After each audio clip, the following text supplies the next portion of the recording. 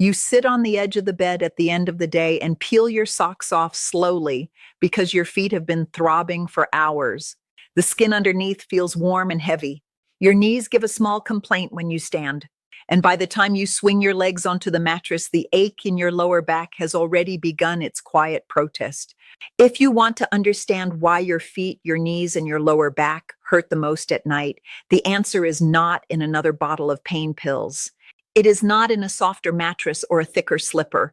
The answer is in something the women of our mountain village have done for hundreds of years with a wooden bucket of warm water before they slept.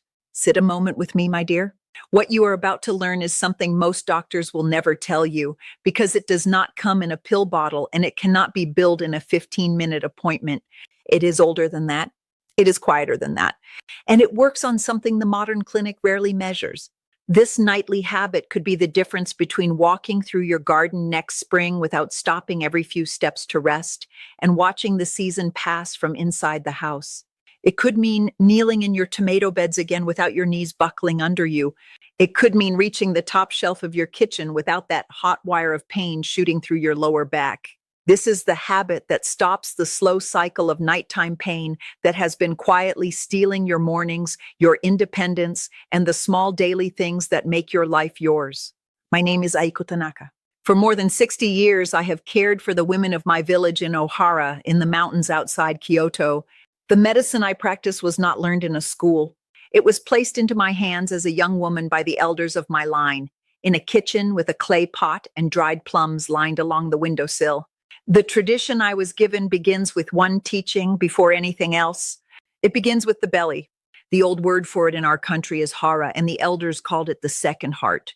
They believed that all sickness begins there, in the warm dark inside us, and that if the hara is well, the body will follow. What the young scientists in their white coats are now finally measuring is what the tradition has always known. The gut quietly governs the inflammation in the joints, the depth of our sleep, the strength of our immunity, and the balance of the hormones that hold our bones together. When the hara weakens, the joints feel it first. In my village, the women have been doing this nightly habit for as long as anyone can remember. My grandmother did it, her mother before her great-grandmother before that. The grandmothers of Ohara have soaked their feet this way every night for at least 5 generations since before the trains came through the valley. And in all those generations, with all those long lives spent kneeling in rice fields and walking the steep mountain paths, our women rarely complained of the chronic foot, knee, and lower back pain that I now see in women half their age. Researchers came to our valley some years ago with their notebooks and their questions, and they wrote down what we already knew. The women only smiled. They had watched it work in their own bodies for 60 winters. There is one part of this nightly ritual that is going to surprise you. 9 out of 10 women I have shown this to skip it entirely the first time because it does not look important. They do everything else right and the pain does not lift. Then I show them the missing piece, and within a week their mornings are different. Stay with me to the end because the order of the steps matters. Each one builds on the one before it. Before I go further, do something for me. In the comments below, tell me your age and tell me where you feel the pain most when you go to bed at night. Is it your feet, the bottoms, or the heels? Is it your knees when you bend them under the blanket? Is it your lower back the moment you lie down flat? I read every single comment on this channel.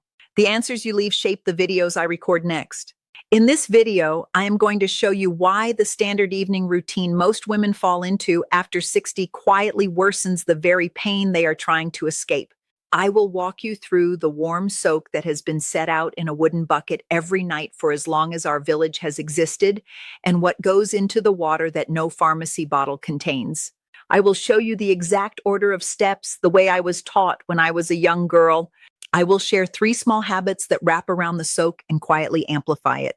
And at the end, I will give you the master element, the single piece 9 out of 10 women miss, the one detail that turns a pleasant foot bath into the deepest pain relief I have seen in 30 years. My dear, may I ask one small favor before we begin? Tap the subscribe button below, just once. So many older women tell me they thought they had already done it weeks ago. It takes 2 seconds, costs nothing, and helps me reach more grandmothers who are quietly carrying this kind of pain alone. What most women do at the end of the day is quiet, and it is also slowly working against them. They eat their dinner, sit in the chair to watch the news, take their pain pill, brush their teeth, and lie down. They never give their feet a single moment of attention before sleep. They never warm the legs that have carried them through 12 hours of standing, walking, kneeling, and reaching. After 60, the legs and feet hold a problem the rest of the body cannot see. Circulation slows. The veins do not push the blood back up to the heart with the same strength they had at 30. Lymph fluid, which carries inflammation and waste out of the joints, pools in the lower legs all night long. By morning, the feet are stiff, the ankles are swollen, the knees are inflamed, and the lower back is locked from a night of holding still on a mattress while the legs quietly suffered. The standard routine leaves all of this untouched. Ashi-yu, the Japanese nightly habit, addresses every part of it. The core ritual is called ashi-yu. In English, we would call it a foot soak, but that is too small a word for what the tradition does. Ashi-yu is a warm soak of the feet and lower legs with specific things added to the water, done at a specific temperature for a specific length of time, beginning roughly an hour before the body wants to sleep. What goes in the water turns the soak into medicine. The tradition places 3 things in the wooden bucket every night. A generous handful of coarse sea salt, the kind that comes from the cold ocean and still smells of the mineral. 2 thumbs of fresh ginger root peeled and grated by hand. The live oils in the fresh root are the part that does the work. And 1 spoonful of dried mugwort kept in a paper bag hung from the kitchen rafter all year long. The mechanism is what science now calls transdermal absorption. The skin of the feet is some of the most permeable on the body. And when it is warmed in water at 104 degrees Fahrenheit, the pores open and accept what is in the water. The magnesium in the sea salt enters the muscles of the calves and feet and quietly tells them to release. The compounds in the ginger root, called gingerols, lower the inflammation cascade in the small joints of the feet, the knees, and the lower spine. The tradition has been watching this work for centuries. The laboratories are only beginning to measure it. Ruth, 81, a retired postal carrier from Burlington, Vermont, came to see me at the end of a winter where she could no longer walk to her own mailbox without weeping by the time she got back inside. What was overlooked was that she had been treating her foot pain with topical creams and her knee pain with pills, never noticing that her circulation was the silent driver underneath both. We began ashi-yu nightly. By the end of the 8th week, her morning swelling had reduced by nearly 60%, and she walked the full driveway again. She told me, "Ayiko, my mornings feel like mine again." The sequence is where most women lose the benefit, even when they have all the right ingredients. The order matters, my dear. Each step prepares the body for the next. Step 1. Begin 60 to 90 minutes before you intend to sleep. The body needs time after the soak to lower its core temperature, which is what triggers deep sleep. Step 2, fill a wooden bucket or a deep plastic basin with warm water at 104 degrees Fahrenheit, hot enough that you feel it clearly, but cool enough that the skin does not redden. Add the sea salt, the grated fresh ginger, and the dried mugwort if you have it. Stir with your hands slowly. Step 3, sit in a chair with the basin on the floor. Place both feet into the calf if the basin is deep enough. If it is not, the ankles will do. Sit for 15 to 20 minutes with no phone in your hand and no television in front of you. Let your shoulders drop. Step 4. Here I must say something about why this whole ritual works as deeply as it does. After the age of 60, we lose nearly half of the bacterial diversity our gut had at 30. Probiotics alone are not enough. Without prebiotic fiber to feed them, the bacteria starve. Without postbiotics, the actual healing compounds the bacteria produce when they thrive, inflammation keeps leaking into the joints. A garden needs the seed, the rich soil, and the harvest. All 3 must work together. Step 5. Dry your feet, then lie on your back with your legs raised against a wall for 15 minutes. This is the step 9 out of 10 women skip. Gravity drains the lymph and the pooled fluid out of the calves and ankles, back toward the heart. The knees decompress. The lower back releases. 3 small habits wrap around the soak and amplify everything it does. First, drink 1 cup of warm water with a slice of lemon 30 minutes before the soak. Hydration moves through the kidneys and into the lymph, and a hydrated body responds to the soak much more deeply than a dry one. Second, keep your bedroom cool, between 64 and 68 degrees Fahrenheit. The drop in core temperature after the soak is what triggers the deep sleep stages where the body actually heals inflammation. A warm room blunts the effect of everything you just did. Third, Wear loose cotton socks to bed. Tight socks compress the ankles and undo the lymphatic drainage you just spent 20 minutes earning. I want to add one word of care here, my dear. If you take blood thinners, if you have diabetes with reduced sensation in your feet, or if you have varicose veins that have given you trouble, please speak with your physician before starting any nightly soak at this temperature. The water should warm the body, not stress it. Let me pause, my dear.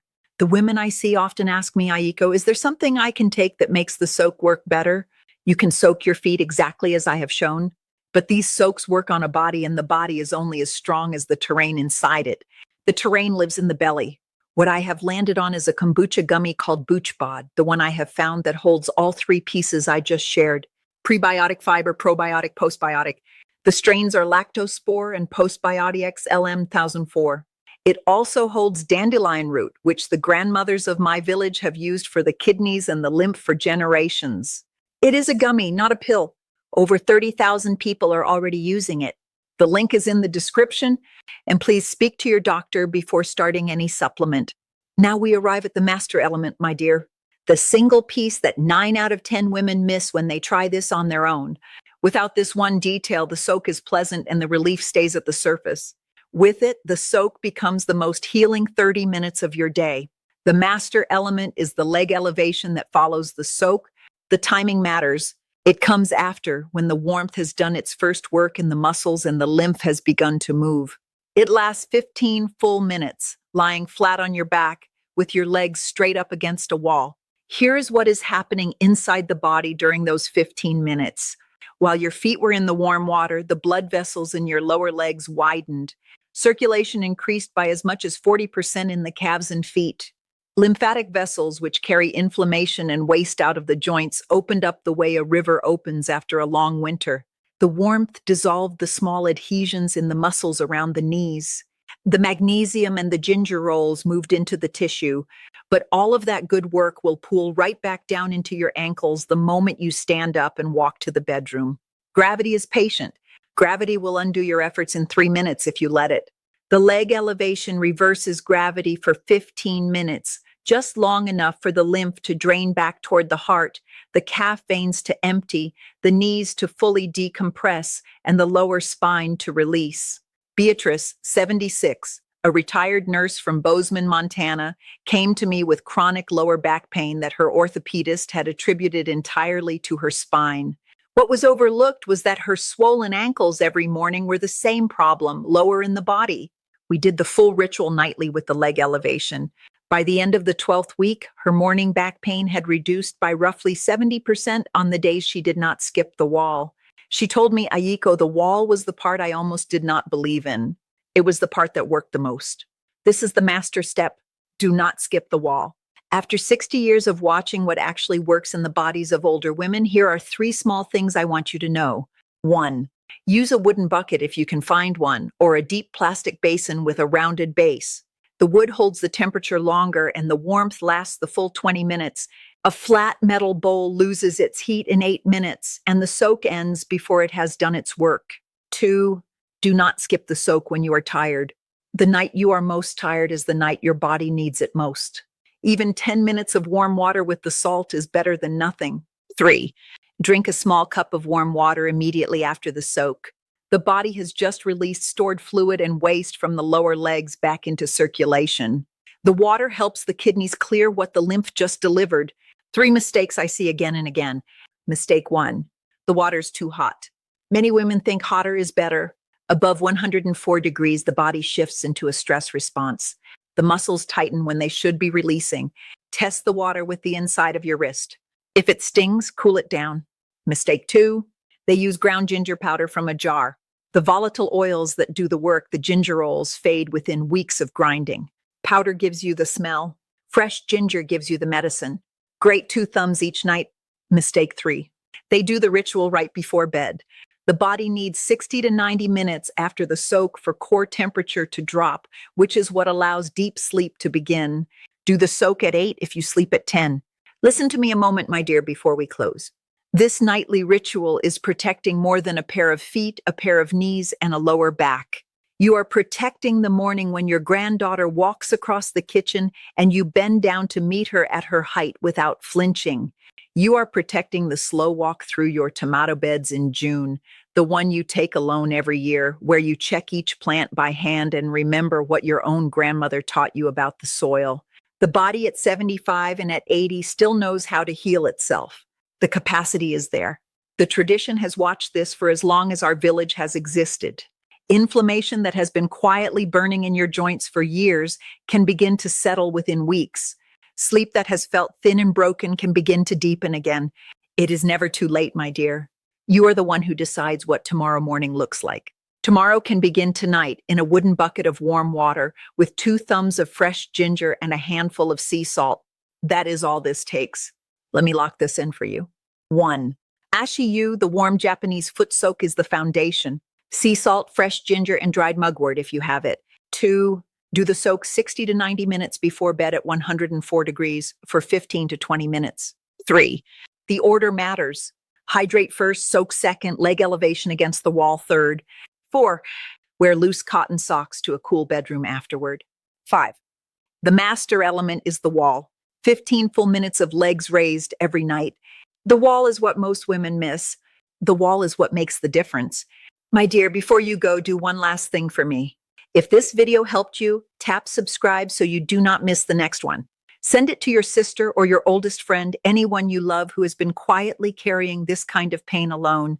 In the comments, tell me which step you are starting first tonight. The soak with the ginger and the salt? The wall? I read every single comment on this channel, and your answers shape what I share next. The BoochBod link is in the description below whenever you are ready to take a look.